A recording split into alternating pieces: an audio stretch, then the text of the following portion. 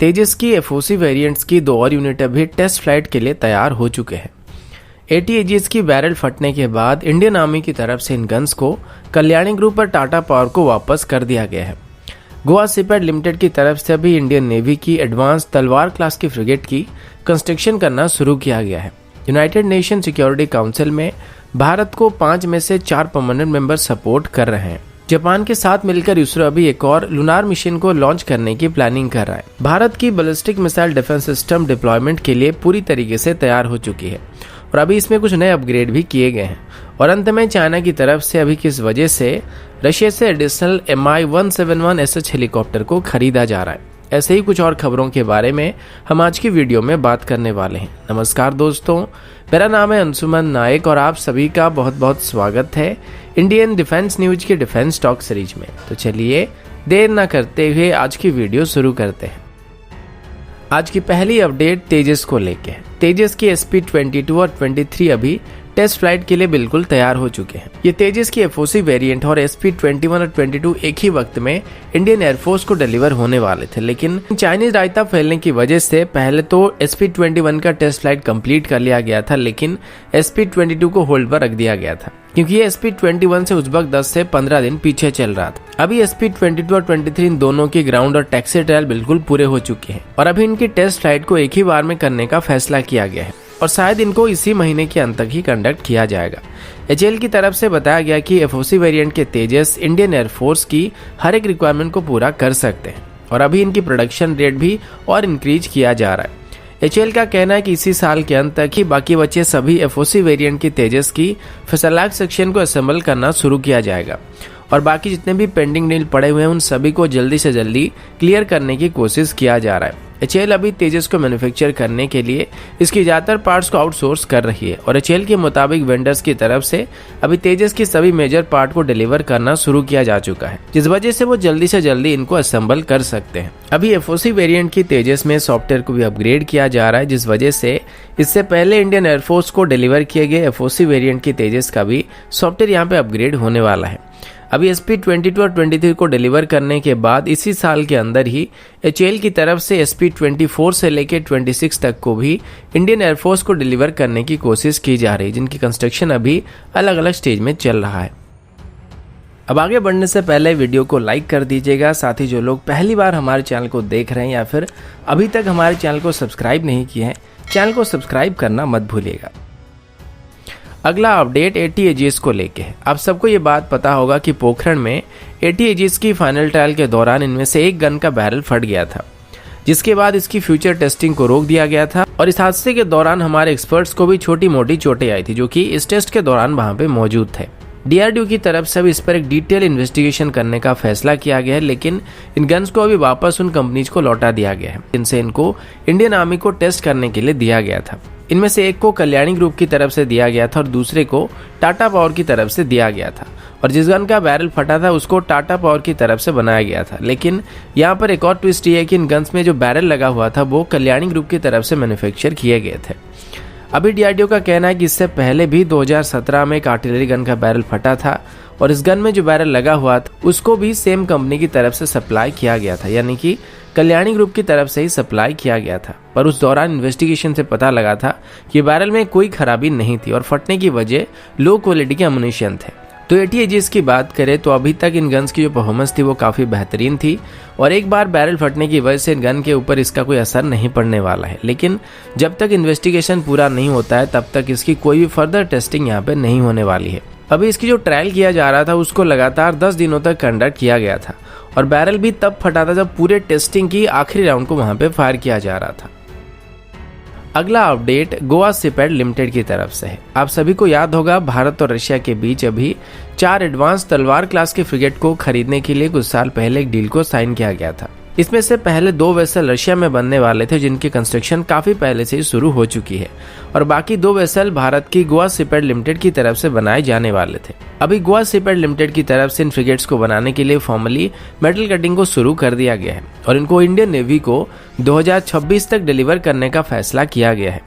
इन frigates को अभी Russia और भारत के बीच जॉइंट कोलैबोरेशन के तौर पर यहाँ पे मैन्युफैक्चर किया जाएगा और इनकी डिजाइन रशियन डिजाइन होने वाली है, लेकिन इसमें ज्यादातर इंडियन सिस्टम का इस्तेमाल यहाँ पे किया जाएगा। इसकी जितने भी मेन इलेक्ट्रॉनिक सिस्टम होने वाली या एवियोनिक्स होने वाली है, जैसे कि रडार, सोनार, नेविगेशन सिस्टम, कम्युनिकेशन सिस्टम या सेंसर, ये सब के सब इंडियन सिस्टम ही होने वाले हैं। ये गोवा सीपैट लिमिटेड का अब तक का सबसे बड़ा प्रोजेक्ट होने वाला है और ये वेसल अभी इंडियन नेवी की कैपेबिलिटी को काफी हद तक बेहतर करने वाले हैं। इसको बनाने के लिए अभी गोवा सीपैट लिमिटेड की तरफ से हमारे एमएसएमई कंपनियों से भी मदद लिया जा रहा है और इसमें लगभग 1000 से ज्यादा एमएसएमई कंपनी पार्टिसिपेट करने वाले हैं। रशिया में बनने वाली इसी क्लास की 2 फ्रिगेट की बात करें तो उसको हमें 2022 तक ही डिलीवर कर दिया जाएगा, लेकिन यहाँ पे गोवा सीपैट लिमिटेड की तरफ से बनाए जा रहे फ्रिगेट हमको 2026 तक ही डिलीवर किए जा सकते हैं। अगला update United nation security council में भारत की परमानेंट मेंबरशिप को लेके है। 1 या 2 दिन पहले मैंने आप सभी को बताया था कि भारत की तरफ से अभी ऑफिशियली ये बताया गया था कि इस साल यूनाइटेड नेशन सिक्योरिटी काउंसिल में परमानेंट मेंबरशिप को हासिल करना भारत का मेन एजेंडा है और भारत अभी यूनाइटेड नेशन में एक कंप्लीट रिफॉर्म को लाने की कोशिश कर रहा है, जिसमें यूनाइटेड नेशन सिक्योरिटी काउंसिल की मेंबरशिप सीट को एक्सटेंड करने की कोशिश की जा रही है।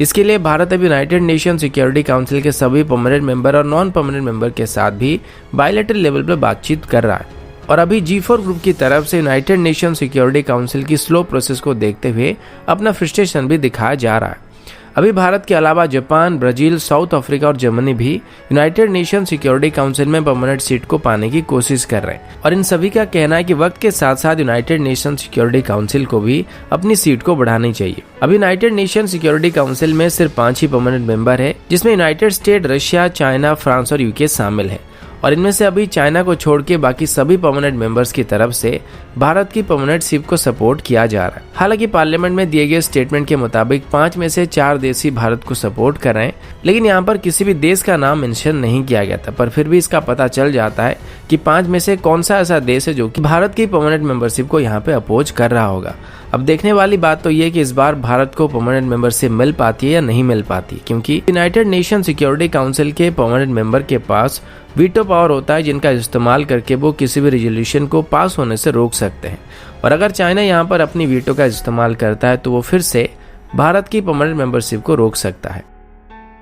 अगला अपडेट रशिया और चाइना को लेके। रिसेंटली चाइनीज मीडिया की तरफ से कुछ क्लिप्स दिखाए जा रहे थे, जिसमें एक रशियन हेलीकॉप्टर फैक्ट्री का क्लिप दिखाया गया था और यहाँ पर Mi-171 SH हेलीकॉप्टर का असेंबली चल रहा था, लेकिन ये सभी के सभी हेलीकॉप्टर्स में जो पेंट स्कीम था वो सभी के सभी चाइनीज पेंट स्कीम जैसे दिख रहे थे।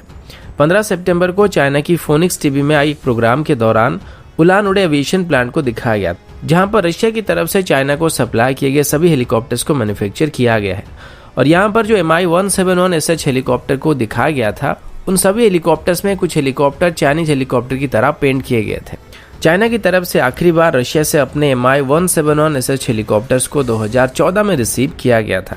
और इसी के साथ ही रशिया और चाइना के बीच साइन किए गए 165 हेलीकॉप्टर्स की डील पूरा हो गया था। लेकिन अभी इन पिक्चर्स को देखने के बाद ऐसा लग रहा है कि शायद चाइना फिर से रशिया से Mi-171 SH हेलीकॉप्टर को खरीद रहा है, जो कि Mi-17 का ही एक हेवीली आर्म्ड वेरिएंट है